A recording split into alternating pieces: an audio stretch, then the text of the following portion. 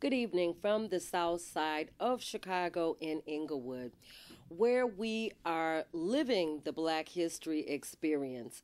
My name is just Zenobia, and I am here with a wonderful friend named Wilberforce Djumah.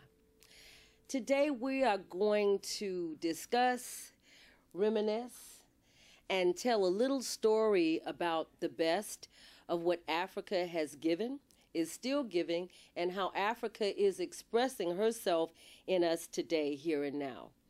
One of the things that we have come to know in mainstream media is that when Africa is shown, it seems that the worst locations, the worst circumstances seem to be underscored, highlighted, italicized, and bold. It is up to us to tell our own stories. If you go to any place in Africa today, I'm sure that Mr. Djumah, who is a native Ghanaian, and we'll get to that in a few moments, he will tell you that Africa is civilized, it is highly technological, and it is the economic leader in the world. So, with that being said, we invite the seven powers of Africa to grace us with their presence so that we can get the most out of our visit today. So, Mr. Wilberforce Djumah, can you please tell me how you got that name, first of all? Yeah, I get the name Wilberforce is during the time slavery going on in West Africa, especially in Ghana. There was a trade man. He do, according to my grandfathers, that's what told me. He's English, British man. He just come to the village, snatch the kids that they praying in the street and all that. Then they snatch them. That's why my grandfather and my grandmother them told me not to go and pray outside, because the merchants, when they come, they look around the street and grab the kids.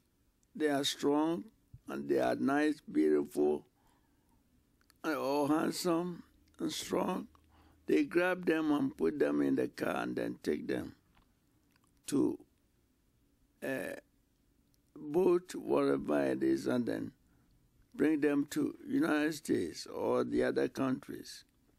So Ghanaians, some people say that Ghana people or the old people sold the kids. No, they did not sell them. They steal them and came. They steal them and then bring them here. So there's a guy named Wilberforce. The name is Force. He was a strong man in the village there. So when the guy came one time, he stood in front of the street and then fought him and sent him back and got the kids that he has grabbed them. So he's a kind of a strong, forceful man. So when I was born, my mother named me after the man. And moreover, to Ghana, if a woman pregnant and then he went to hospital or at home, that he bring the baby, they name the baby in the day that he was born. So my real name was Kwame Appiah Djumah, but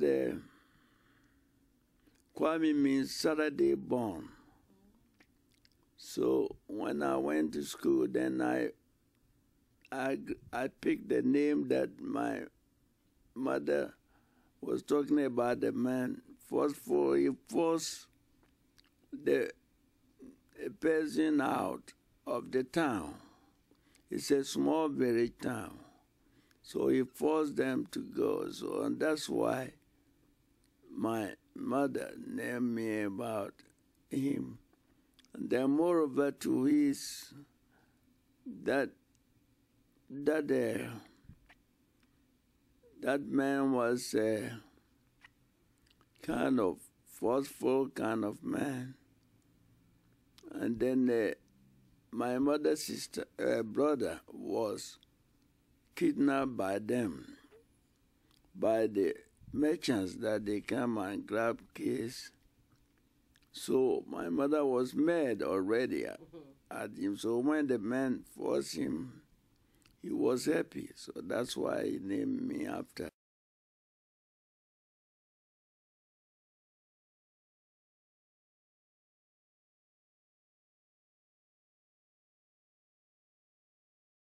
Where you wanna be? Where you wanna be? Where you wanna be? Where you wanna be?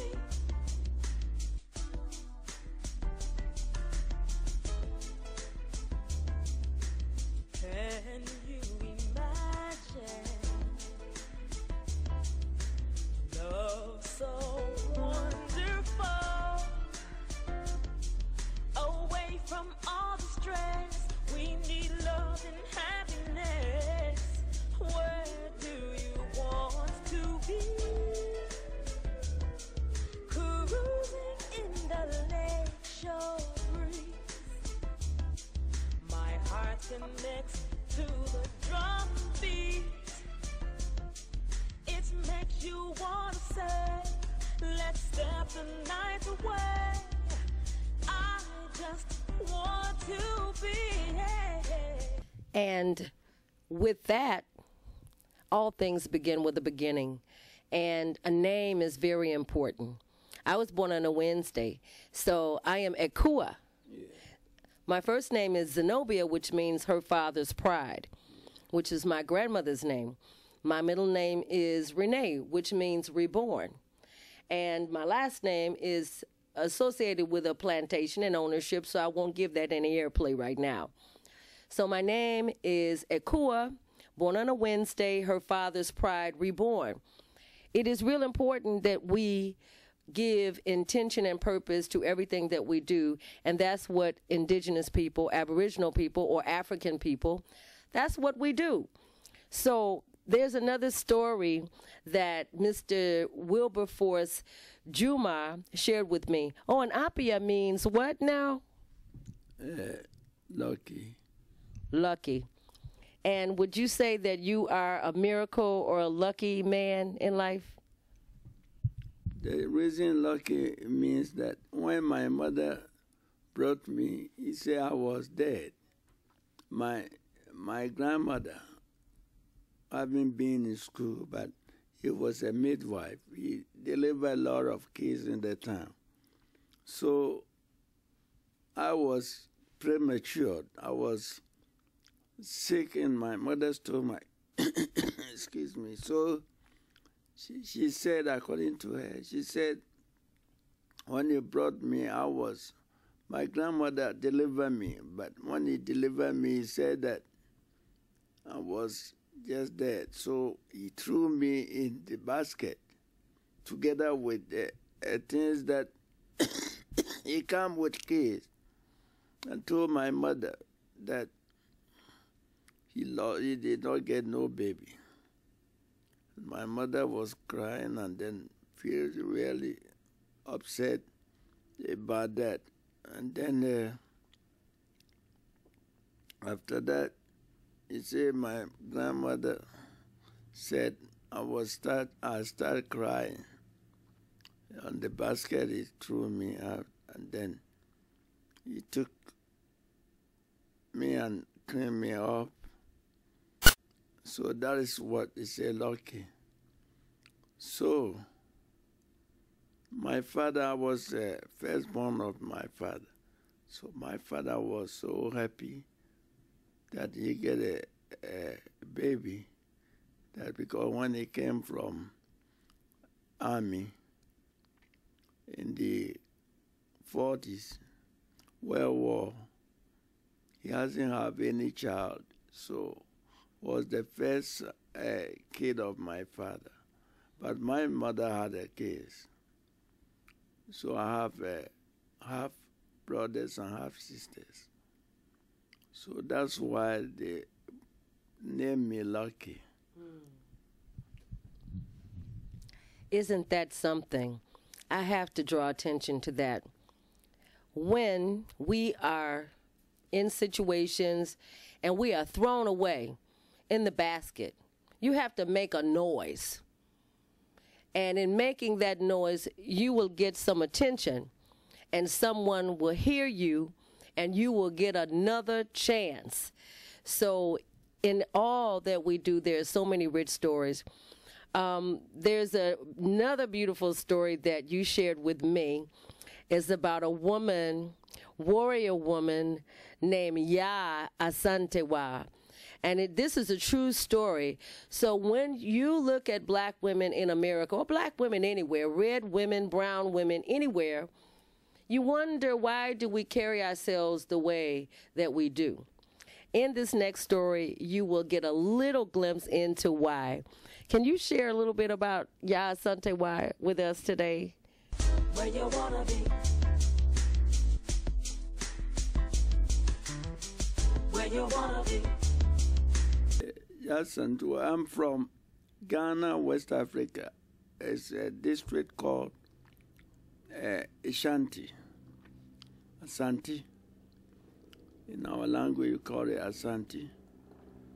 And there was a queen, a beautiful queen named Ya Asantewa, and British came there and grabbed his brother called Pokuwari, and then took him to English, because Ghana was called Gold Coast.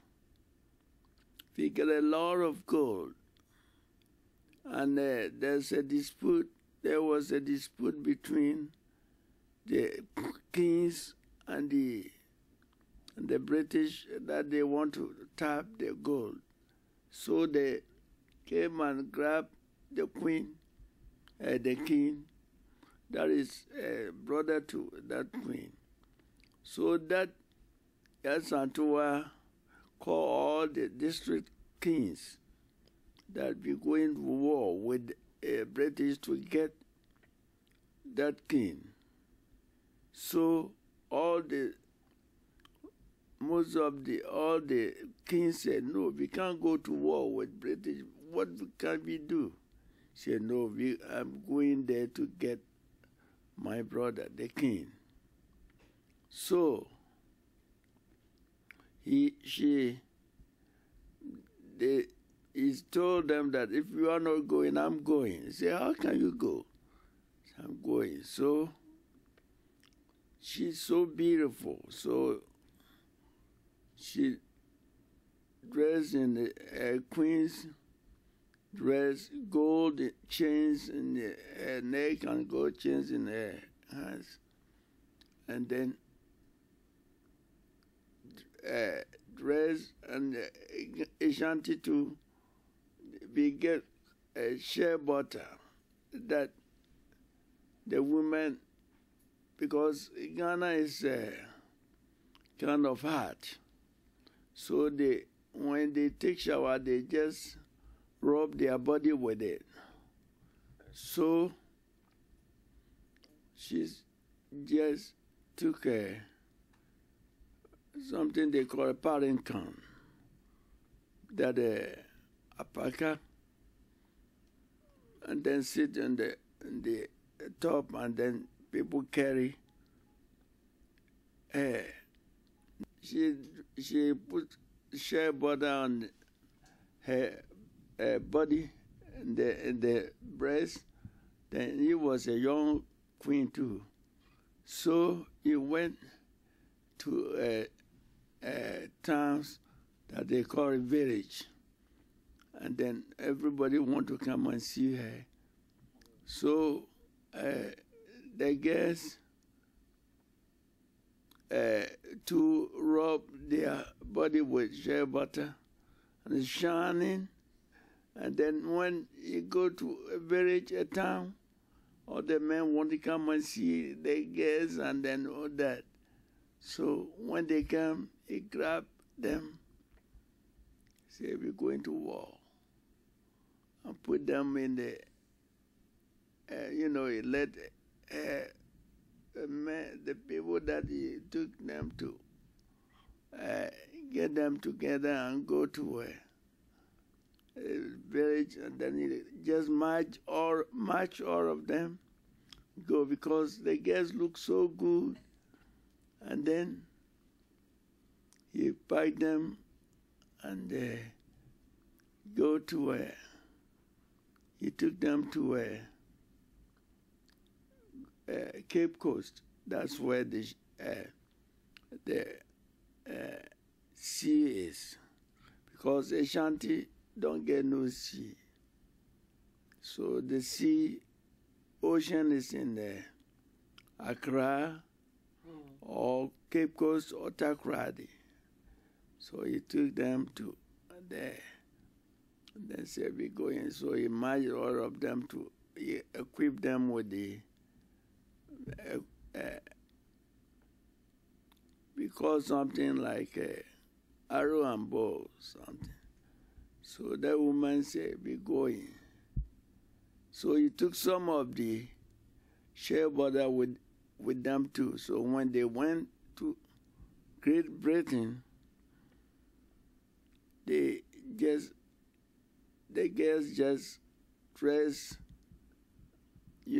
Ashanti dress, and rub their body with the shea butter. So they did not even throw any weapon. The soldiers want to come and see the girls. When he come, he grabbed them and say, where's my brother? Where's the king? If you don't bring the king, we're going to kill your people. So they just say, well, we know where the king is. So they led her to where the king they have kidnapped, and he was there. So he grabbed them, he grabbed the king, that is his brother, her brother, and brought them to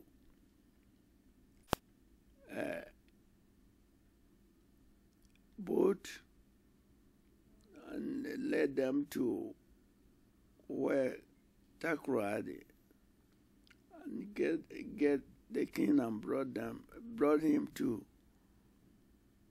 Ashanti Kumasi. Then when he brought the king, they were really happy. All the kings that they say they will not go to war, then they say, oh, that woman really is a really strong woman, that he went and get that king. So he brought the king, and then they give some kind of name that Yasantuwa, a woman that can lead a battle and get the king. She is great. So women are very great people. That's why in the Ashanti, we really respect women. We respect women. When a boy is coming up, the father is the one, and the grandfather or uncles, they brought the kid, the boy, sit him down and talk to him. Say, women are very special. So you come into world, you're going to meet women. You get to respect the woman. You marry her. You get to respect her. You need to respect your kids and all that. So we don't really disrespect women. And I put this on top of the story. It's when a man going to marry a boy, a young man going to marry a woman, you go to your parents, your grandfather, your grandmother, your father, your mother, your grandmother, and all that. Say, Mom, I saw a lady named Zenobia, or, and I'm in love with her. I want to marry her.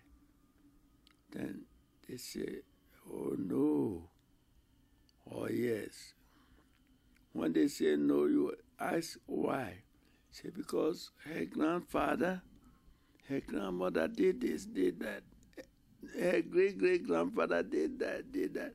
He did not come on community service, and they shanty get cocoa. When the time comes to get the cocoa, you get the neighborhood or people to come and help you get them. And if you don't come, that means you are against the neighborhood. Your name will be there in their head for the rest of their life. That is, they call it here credit. They get the what if you are going to do something and they run out for your what they call it, no credit. They run out for when you are bad. What they exile. Yeah, no, they get your when the police get your records. Oh. They get your. It's like they get your. Like a rap sheet? No, you are bad. When you are bad, you won't get anything. They run out and get your bad record from. So that's what they get. That old people get their own computer in their head.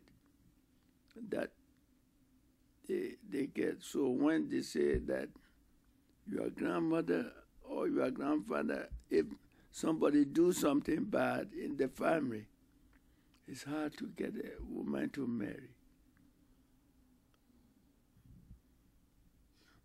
So that's how we marry. And then when we going to marry, there is a kind of wine in the shanty that we call it palm wine.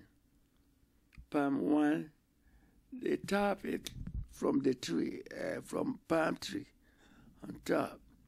So when your parents agree that, yeah, you can marry her, they went and tap the tree and get the wine.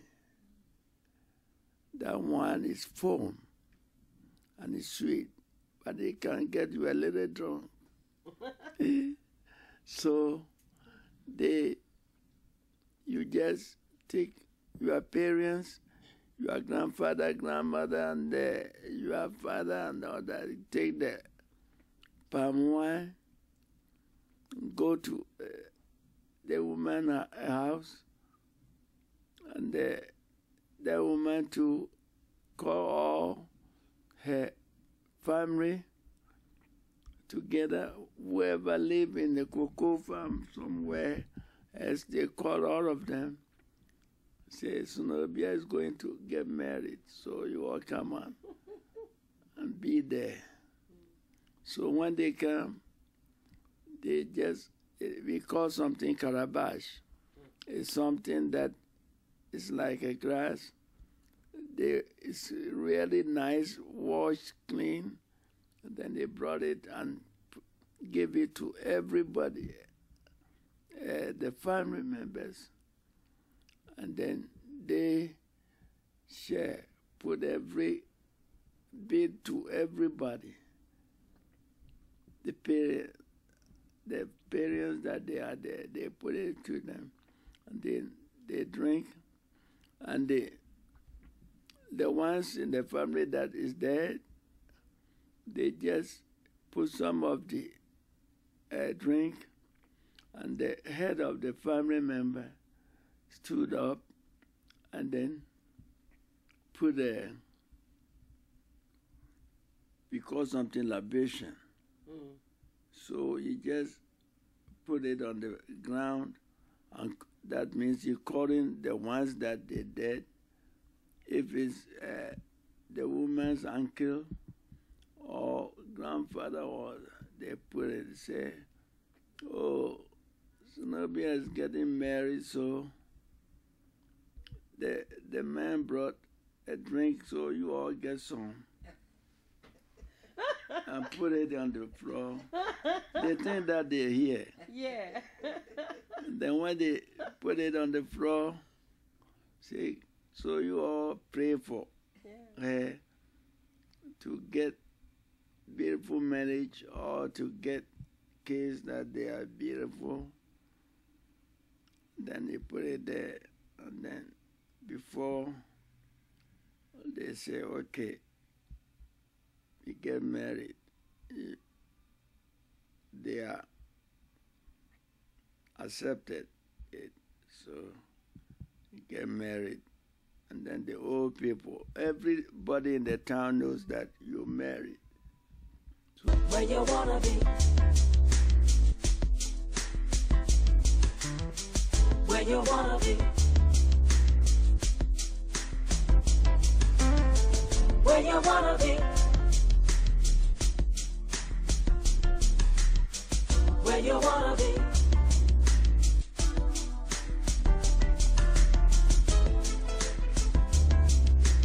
Can you imagine love so wonderful? Away from all the stress, we need love and happiness. Where do you want to be? Cruising in the lake shore breeze. My heart connects to the drum beat. It makes you wanna say, let's step the night away. I just want